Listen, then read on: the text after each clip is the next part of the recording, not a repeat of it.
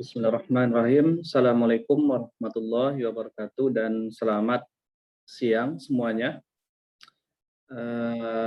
Di mana pada kali ini kita akan melanjutkan materi perkuliahan kita di mata kuliah Fisika Optics ini, di mana pada minggu kemarin kita sudah membahas panjang lebar tentang bagaimana sebuah PN junction itu dibuat, lalu bagaimana sebuah LED itu bekerja, sehingga dia bisa memancarkan sebuah cahaya laser, sehingga laser tersebutlah yang akan kita masukkan ke dalam fiber optics. Nah, tentunya laser ini, sebagaimana yang kita ketahui,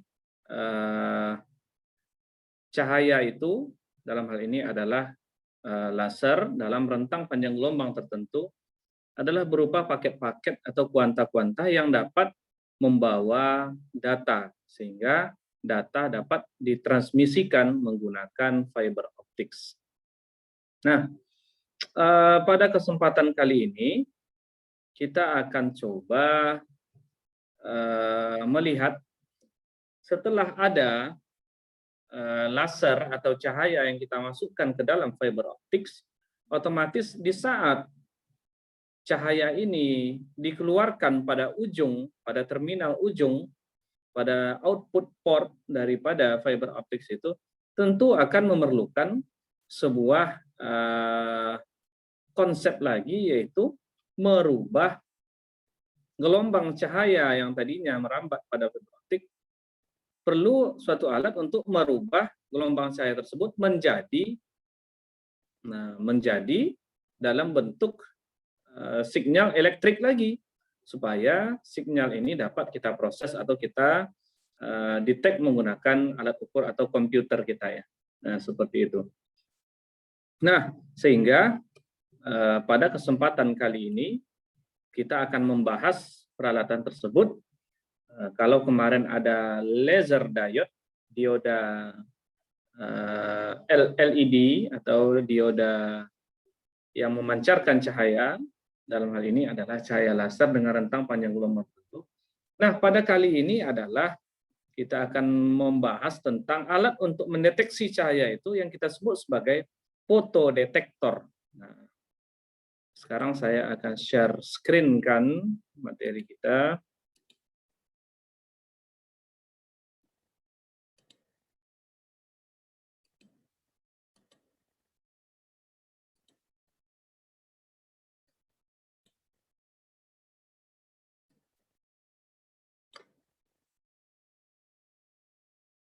Baik,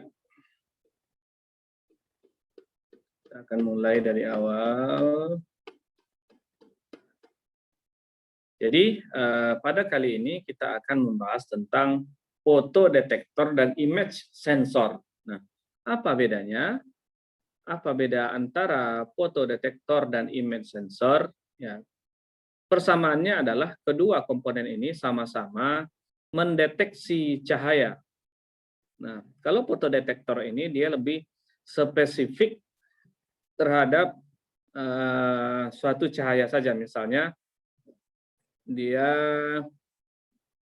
seperti yang Anda lihat, misalkan pada sensor cahaya, misalkan apa ya, katakanlah lampu jalan, lampu penerangan jalan, di mana lampu penerangan jalan tersebut dia menggunakan fotodetektor ini. Artinya ketika ada cahaya yang masuk, banyak yang masuk ke dalam ke dalam fotodetektor kita, maka tidak akan mengalir ya. Nah, sekaligus kalau dia tidak ada, maka harus akan mengalir. Nah, artinya di sini fotodetektor digunakan sebagai switch ya. Jadi ada banyak bentuknya. Nah, ini salah satu, ada beberapa bentuk dari fotodetektor. Sekali lagi, prinsip kerjanya nanti akan kita lihat di belakang ya. Nah, biasanya tipikal dari fotodetektor ini dia masih dalam rentang panjang gelombang yang tidak terlalu bagus biasanya ini. Nah, sementara untuk suatu rentang panjang gelombang atau spektrum warna yang lengkap, nah, dengan resolusi yang tinggi, biasanya kita mendeteksi cahaya itu menggunakan image sensor. Nah, ini adalah image sensor ya. Image sensor. Nah, kapan ini kita gunakan? Misalkan pada jika ada teman-teman yang pernah membuka sebuah kamera DSLR misalkan, sebetulnya tidak hanya kamera DSLR, terserah kamera apa saja, yang jelas dia merupakan kamera, maka untuk menangkap cahaya tersebut akan memerlukan sensor cahaya di sini, image sensor ya. Nah, misalkan ini kalau tak salah sering saya lihat karena saya sering membongkar kamera DSLR. Ini di dalam kamera DSLR bisa kita jumpai ya. Nah, biasanya kekuatan resolusi daripada image ini dalam menangkap sebuah cahaya dinyatakan di dalam pixel ya. Biasanya di dalam megapiksel. Biasanya kamera itu ya bisa saja 12 megapiksel, 14 megapiksel, bahkan sebuah smartphone saat ini, handphone misalnya sudah ada yang beresolusi image sensornya sekitar 48 megapiksel. Jadi luar biasa detailnya ya. Bagaimana dia bekerja? Itu yang akan kita lihat. Nah, sebelum kita melihat cara kerja daripada fotodetektor itu, kita ulang kembali bagaimana sebuah PN junction itu bekerja. Nah, tapi sekarang khusus kepada fotodioda. Bagaimana PN junction pada fotodioda? P adalah tipe positif dan N adalah tipe negatif, di mana tipe positif kemarin semikonduktor kita doping menggunakan material golongan 3 menjadi asektor P positif. Sementara N adalah semikonduktor yang kita doping dengan material golongan 5 karena dia akan kelebihan elektron bebas ya. Dalam hal ini dia akan membentuk level energi donor. Nah, apabila kita lihat di sini struktur dari fotodioda itu yang pertama ada elektroda. Nah, ini yang hitam ini adalah elektroda. Ini adalah elektroda. Nah, ini panahnya ya. Nah, sama yang hitam sebelah kanan ini juga merupakan elektroda. Nah, metal ya, ada terbuat dari metal. Nah, jadi kedua elektroda ini dihubungkan. Nah, dihubungkan di sini adalah penghubungnya di mana ini adalah bertegangan VR dan di sini adalah R ya, hambatan. Nah, jadi di mana letak daripada PN junction itu? Nah, di sini bisa kita lihat yang pertama yang berwarna biru ini adalah N, sedangkan yang berwarna katakanlah merah atau pink ini adalah yang P positif misalnya. Nah, sehingga sebagaimana yang sudah kita ketahui kemarin, apabila P dan N itu kita gabungkan, maka akan terbentuk PN junction, di mana ada bias maju dan ada bias mundur pada PN junction tersebut. Nah, sekarang kita lihat di sini bahwa di sini terdapat celah yang kita sebut sebagai anti-reflection coating. Nah, maksudnya apa? Anti-reflection coating itu, jadi ini anti-reflection coating itu adalah suatu material yang bersifat tidak memancarkan, tidak mereflekkan, tidak memantulkan cahaya. Kalau tidak memantulkan cahaya gimana, Pak? Ya, artinya dia menyerap cahaya. Dicerapnya cahaya. Dari mana cahaya itu? Ya, cahaya itu adalah cahaya luar. Inilah dia. H dikali nu, Hnu ini H konstanta Planck dan nu ini adalah frekuensi. Ini adalah energi cahaya, energi foton. EP sama dengan H dikali nu, energi foton. Energi foton yang ditangkap oleh fotodioda itu.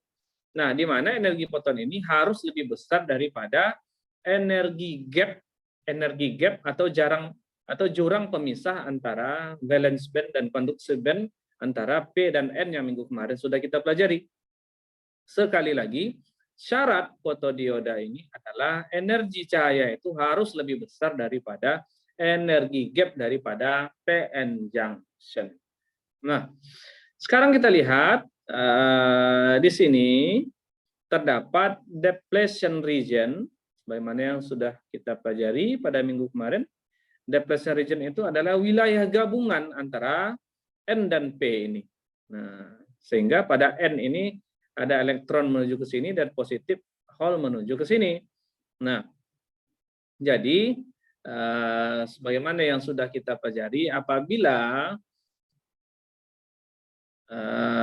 kita memberikan, nah di sini saya berikan, apabila ada seberkas cahaya yang datang kepada anti reflection coating ini atau yang menembak permukaan ini, elektroda ini, nah maka bagian positif ini dan negatif edge ini akan membentuk depletion region sebagaimana yang barusan saya sampaikan, di mana nantinya akan mengalir elektron dan hole.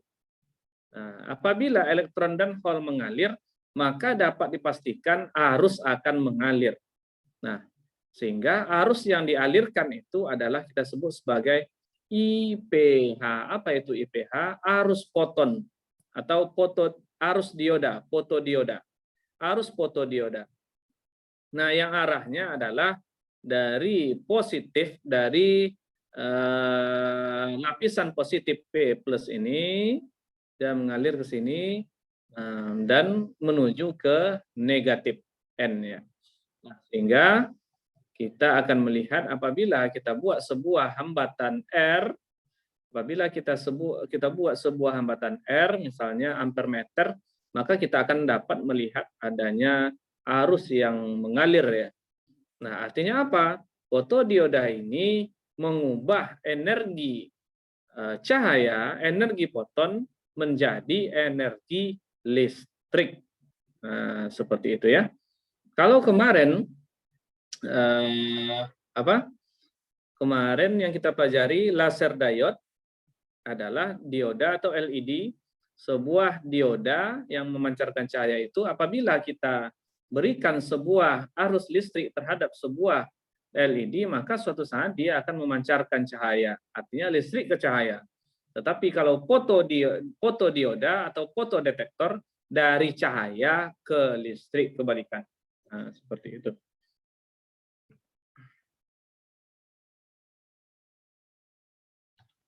Nah, ini adalah bentuk sambungan PN junction yang minggu kemarin sudah sempat kita lihat. Nah, apabila katakanlah kita menggabungkan antara tipe P dan tipe N, maka sekali lagi akan terbentuk seperti ini, di mana seharusnya gambar ini nih datar ini. Seperti ini. Level energi Fermi-nya ini adalah rata. EFP dan EFN. EFP ini adalah energi aseptor yang kemarin kita lihat, energi Fermi tipe P, dan energi FN ini adalah energi Fermi tipe N atau energi donor. Nah, seperti itu. Di bawah ini adalah level valensi, sedangkan di atas adalah level konduksi. Nah, sebagaimana yang kita ketahui tadi, nah, apabila, sekali lagi saya jelaskan, mohon disimak dengan baik ya, apabila seberkas cahaya mengenai permukaan daripada fotodioda itu, maka yang terjadi adalah cahaya tersebut dengan syarat energinya, ingat energi cahayanya itu tadi harus lebih besar daripada energi gapnya. Yang mana energi gap itu adalah, ya energi gap itu adalah energi pemisah ini, energi gap. Apabila datang energi foton yang lebih besar daripada energi gap, maka akan terlepas ikatan elektron dan hole pada level valensi. sehingga elektron akan naik ke level konduksi. Ini dia yang biru dongker ini ya. Nah, ini adalah elektron yang naik dari bawah ke atas. Kenapa dia naik? Karena diberi energi yang besarnya lebih besar daripada energi gap. Energi apa? Energi foton, cahaya yang mengenainya. Nah, karena adanya elektron yang naik ke atas, tentu akan ada hole atau lubang yang tertinggal di bawah, di mana lubang atau hole itu bermuatan positif.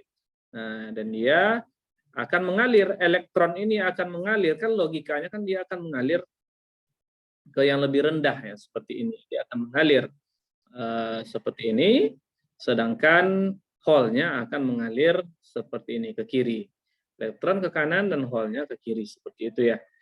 Nah, itu adalah alirannya masing-masing, sehingga pada level konduksi ini, pada level konduksi banyak terdapat elektron bebas yang nantinya akan mengalir dengan kecepatan drift. Jadi drift ini adalah kecepatan grup ya, kecepatan grup V drift ya.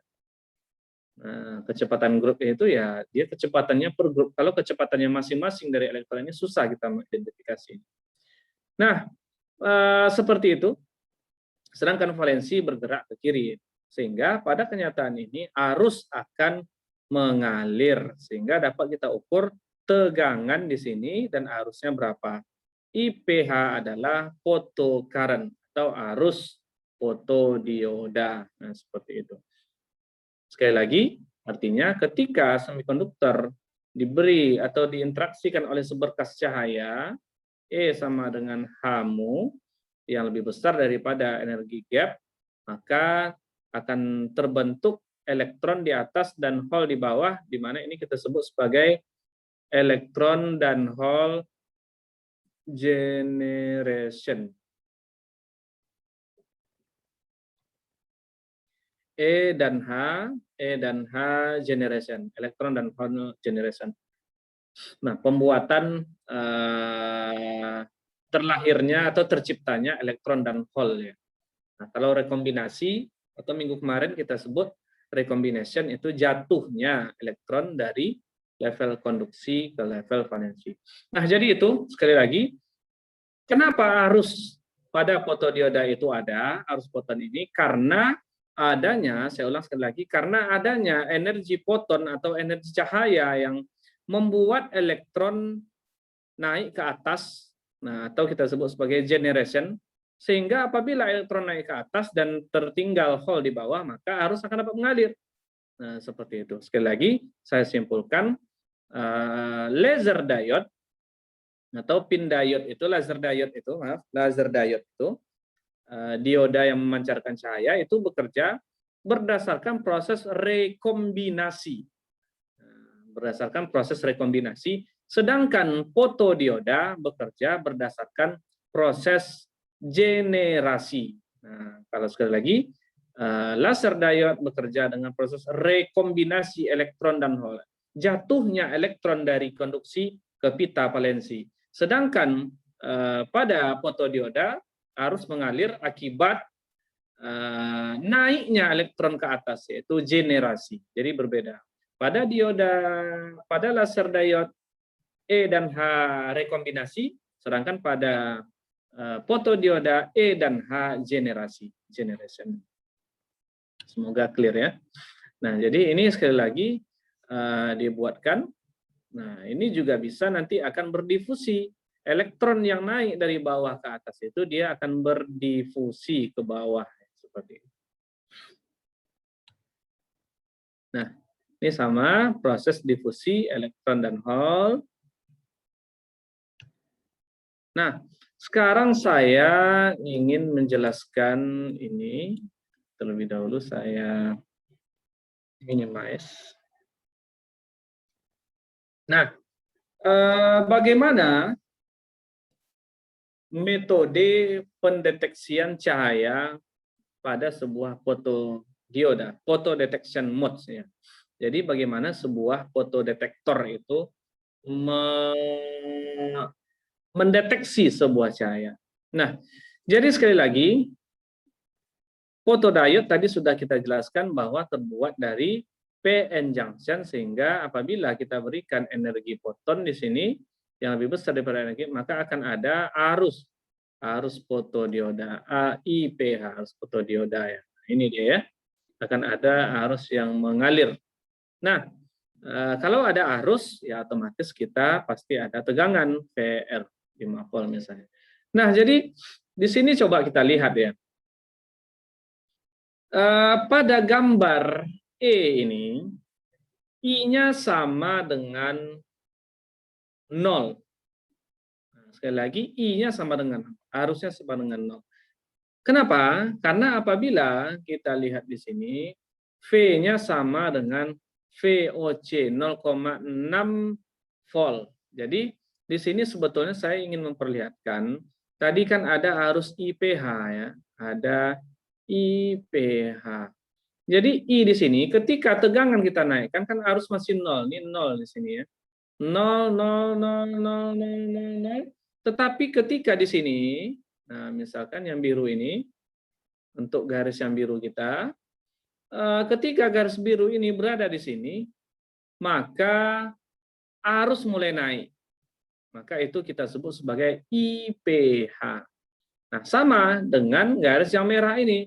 Ketika garis merah ini dia konstan berada di sini, nah, lalu pada suatu saat dia naik secara drastis, yaitu dalam hal ini misalkan pada 0,6 volt misalnya, contoh ya, maka perbedaan antara titik 0 dan I di sini kita sebut sebagai IPH, I fotodetektor, di mana ISC sama dengan I semikonduktor sama dengan IPH, negatif IPH ya. Nah, seperti itu. Jadi kenapa dia 0 di sini? Jadi 0 itu, arusnya 0 itu adalah untuk tegangan di bawah 0,6 volt. Nah, kalau tegangan di bawah 0,6 volt di sini misalnya, nah, arus ini ke bawah, itu tegangannya, maaf, I-nya adalah sama dengan 0. Seperti itu. Sekarang kita lihat lagi, proses fotodioda ini juga dikenal sebagai, sebentar, ini tidak terlihat ya.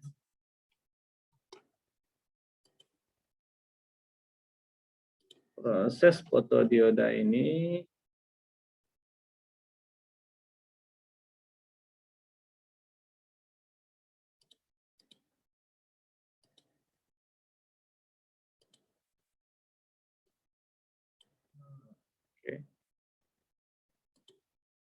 jadi proses fotodioda itu ada beberapa teorema yang berlaku di sana. Yang pertama kita lihat teorema Shockley-Ramo. Teorema Shockley-Ramo. Nah, apa yang dijelaskan oleh Shockley-Ramo ini? Nah, jadi pada Shockley-Ramo ini dijelaskan bahwa apabila sebuah elektron dan hole yang berpasangan itu tercipta, dibuat pada X sama dengan L. Nah, ingat di sini L ini adalah L dibuat di sini, misalkan sekarang tercipta misalnya yang biru ini adalah cahaya atau energi foton ya. P energi foton, energi cahaya.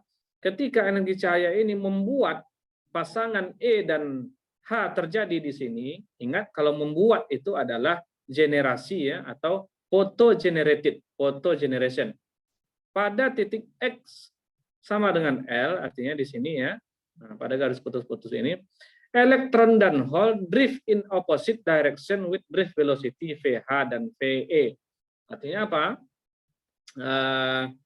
Apabila arah daripada, ini kan kita lihat di sini sekarang, arah di sini kan negatif di sini ya, sehingga arahnya ke sini sepertinya sekarang ya, arah negatif seperti ini.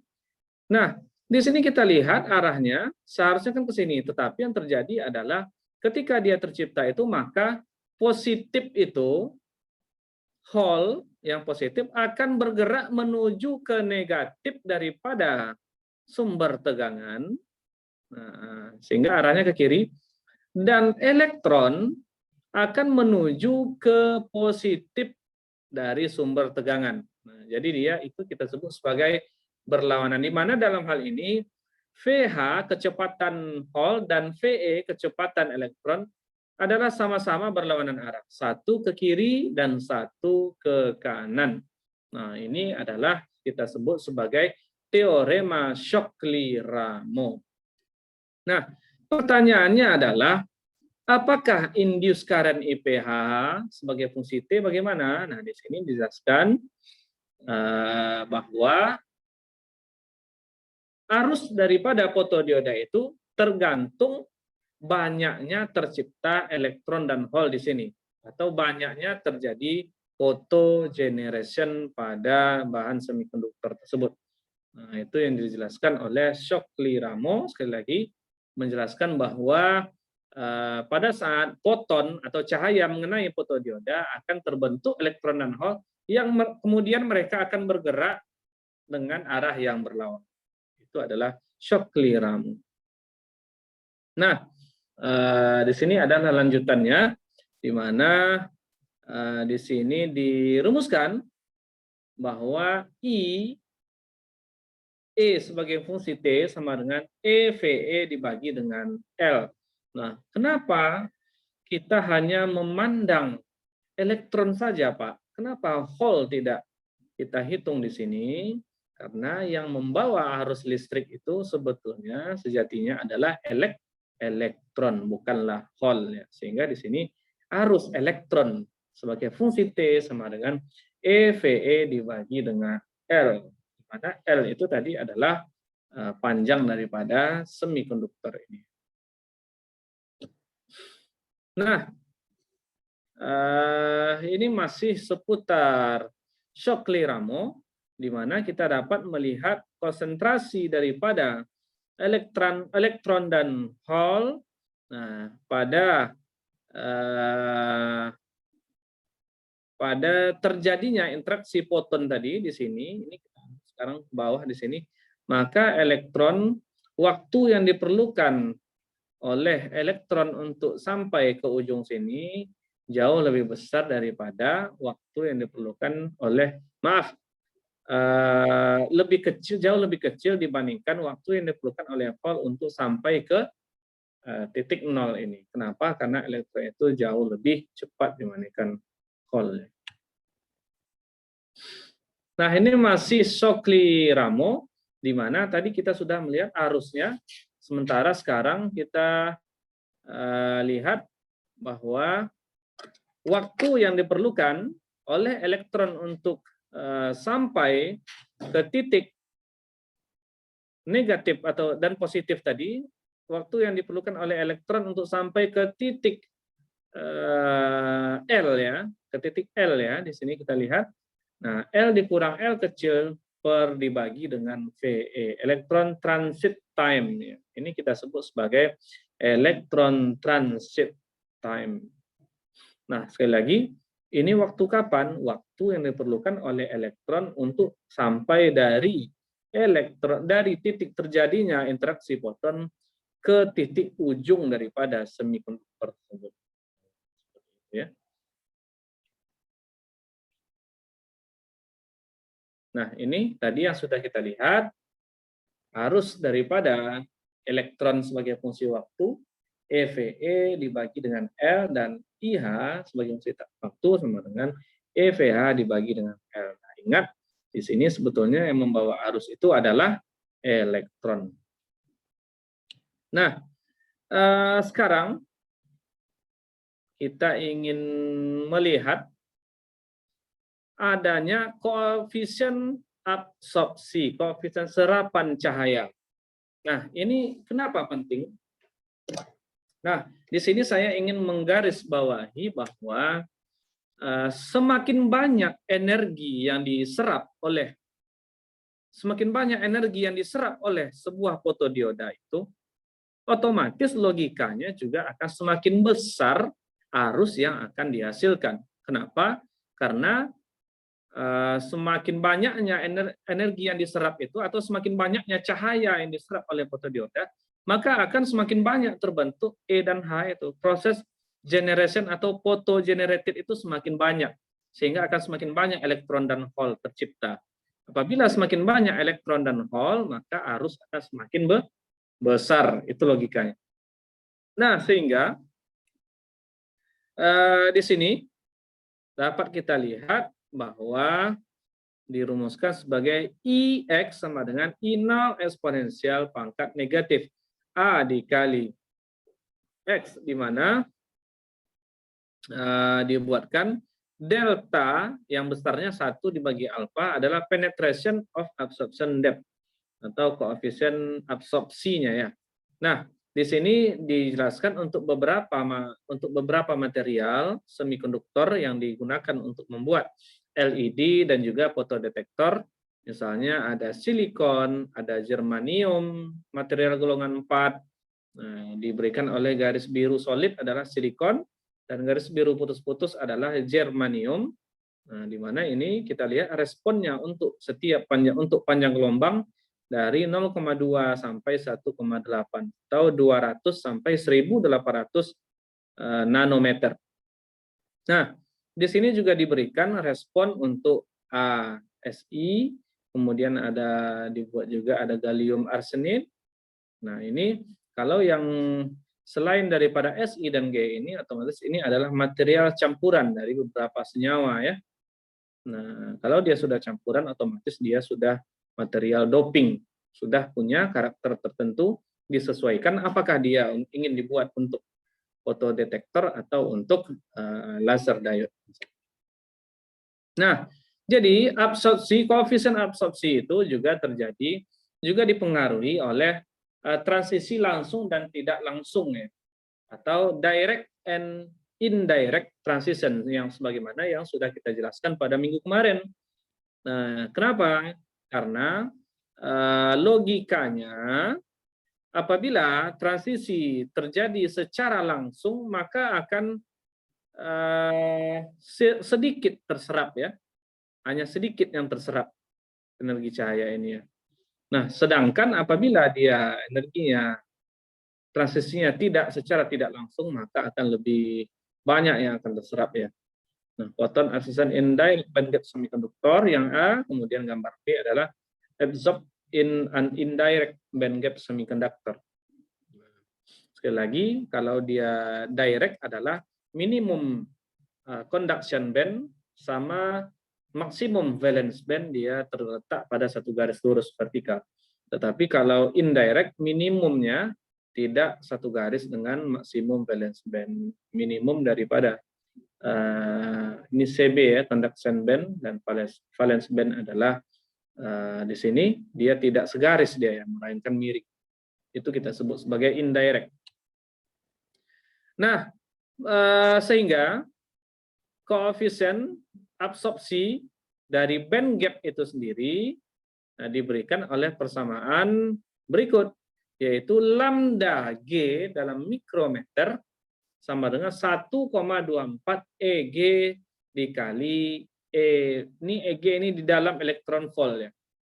Nah, ini EG dalam kurung elektron volt. Energi gapnya di dalam elektron volt. Nah, sedangkan ini adalah panjang gelombang di dalam mikrometer. Nah, jadi misalkan ya, misal kita punya cahaya EP energi foton itu cahaya ya, energi cahaya dengan panjang gelombang katakanlah panjang gelombangnya 400 nanometer atau ini 0,4 mikrometer ya. Nah, maka kita bisa menghitung berapa energi gapnya dari persamaan ini dalam elektron volt. Nah, kemudian di sini juga kita dapat melihat foton yang diserap atau energi cahaya yang diserap itu dapat kita hitung dengan yang pertama adalah HAMU. HAMU ini adalah energi foton yang kita berikan, energi cahaya ya. Energi cahaya yang kita berikan,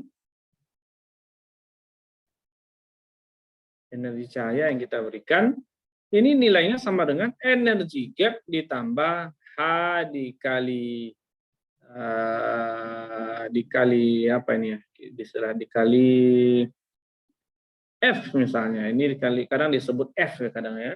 Nah, frekuensi plus minus F ya. Nah, di mana foton energi diserap itu sekali lagi diberikan oleh persamaan ini, dan ini adalah foton frekuensi dan H adalah konstanta Planck. Nah, sekarang kita lanjutkan. Ini adalah tipikal dari semikonduktor, energi gap-nya, kemudian lambda panjang gelombangnya, kemudian ini ada tipenya, tipe D, ada tipe I ya. Nah, di sini kita lihat bahwa misalkan INP ini energi gap-nya 1,35, silikon 1,12, Ge 0,66. Tipikal daripada energi gap-nya.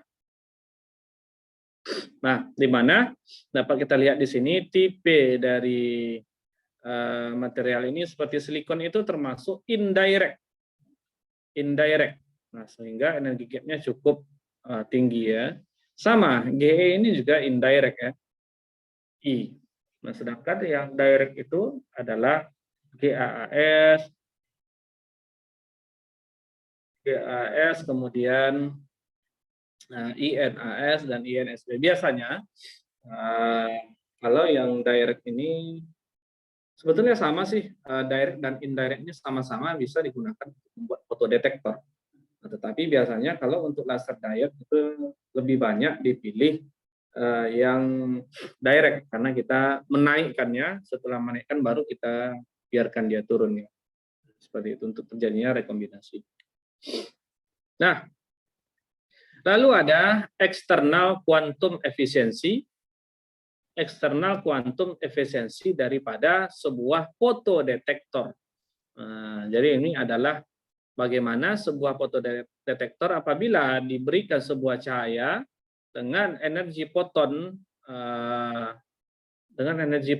P0 awal, nah, maka diberikan NE sama dengan IPH dibagi dengan E per PO dibagi dengan H dikali frekuensi.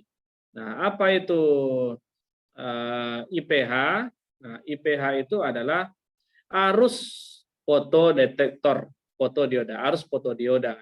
Nah, ini dibagi dengan E, dan P0 ini adalah jumlah foton yang berinsiden dengan permukaan daripada fotodetektor kita. H konstanta Planck dan nu ini adalah frekuensi. Nah, sedangkan responsivity ini apa maksudnya? Responsif ini cepatnya, nah misalkan seperti ini, sebuah fotodetektor ini kan dalam menangkap cahaya perlu proses karena tadi kan perlu waktu untuk elektron sampai menuju ke ujung daripada semikonduktor ya. Nah, responsifnya itu maksudnya semakin cepat responsnya. Misalnya kita berikan cahaya langsung dideteknya, atau kita berikan cahaya delay dulu beberapa saat baru dideteknya. Nah, misalkan sebuah saklar fotodetektor, misalnya fotodetektor atau seperti saklar switch pada lampu jalan itu, kalau kita tutup, kita tutup sensor itu menggunakan tangan atau menggunakan sesuatu yang menjadi gelap, ada delay beberapa mikrosecond atau beberapa detik baru lampunya menyala. Nah, seberapa besar delaynya itu kita sebut sebagai responsivity R. Nah, di mana responsivity diberikan oleh rumus IPH arus foto dibagi dengan incident optical power W itu, atau disebut juga dengan P0, incident optical power. Berapa energi foton yang mengenai permukaan daripada fotodioda. Nah, sehingga di sini R dirumuskan sebagai efisiensi tadi ya, dikali E dikali dengan H nu frekuensi ya, sehingga dapat juga kita tulis menjadi ini kan C ini dapat kita rubah menjadi frekuensi ini kan dapat kita rubah menjadi lambda per C atau C per lambda, ya, di mana hubungannya adalah C sama dengan lambda F atau C sama dengan lambda mu, ya. F ini sama, ya, F kadang ditulis mu, ya. Nah, sehingga kita gantikan ke sini, maka nu sama dengan C per nu sama dengan C per lambda. Sehingga lambdanya naik ke atas, C-nya tinggal di bawah. Sama ini ya, sebelah kiri dan sebelah kanan.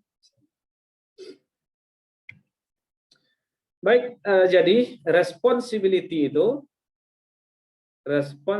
responsivity R, nah, untuk ideal fotodioda atau fotodetektor itu diberikan oleh garis yang berwarna biru. Nah, di mana lambda G ini tadi adalah lambda atau panjang gelombang yang sesuai dengan energi gap yang kita berikannya. Nah, ini adalah energi gapnya dan lambda gapnya. Nah, sedangkan ini kan idealnya adalah yang diberikan oleh garis biru ini, ya, yang kita harapkan. Sementara misalkan sebuah fotodetektor yang terbuat dari Si, ini adalah Si silikon fotodiode. Nah, ini sama, ya, ini Si, ini juga Si, ini Si. Nah, itu diberikan oleh gambar yang merah ini. Nah, diberikan oleh gambar yang merah ini karakternya. Nah, otomatis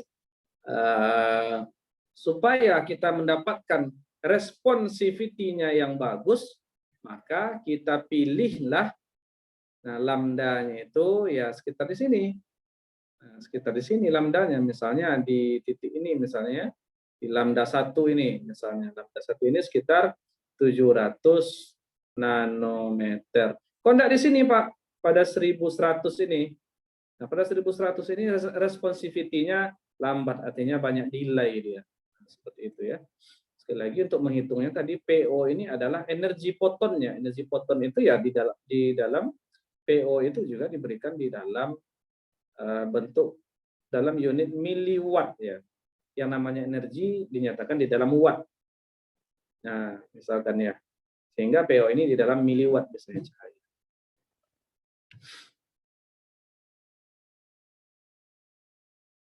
Jadi seperti itu. Untuk I ini sudah kita lihat tadi. Nah, sekarang sebelum kita lanjutkan ke contoh-contoh soal, nah, ingin saya sampaikan sekali lagi bahwa untuk ideal sebuah fotodioda yang ideal dengan kuantum efisiensi 100%, di mana NE sama dengan 1, ini sebetulnya tidak mungkin kita peroleh, ya. Kenapa? Karena garis merah ini sekarang tidak pernah sama dengan garis biru. Tidak ada yang berhimpitan. Kalau ada yang berhimpitan, ya kita ambil di titik yang berhimpit itu, tapi nyatanya tidak ada. Artinya apa? Eksperimental itu tidak mungkin sama dengan teoritikal, ya. Di mana garis biru ini adalah garis yang kita peroleh dari teoritis. Nah, baik, itu saja dulu yang dapat saya sampaikan. Saya akan lanjutkan materi ini pada video part kedua dari materi.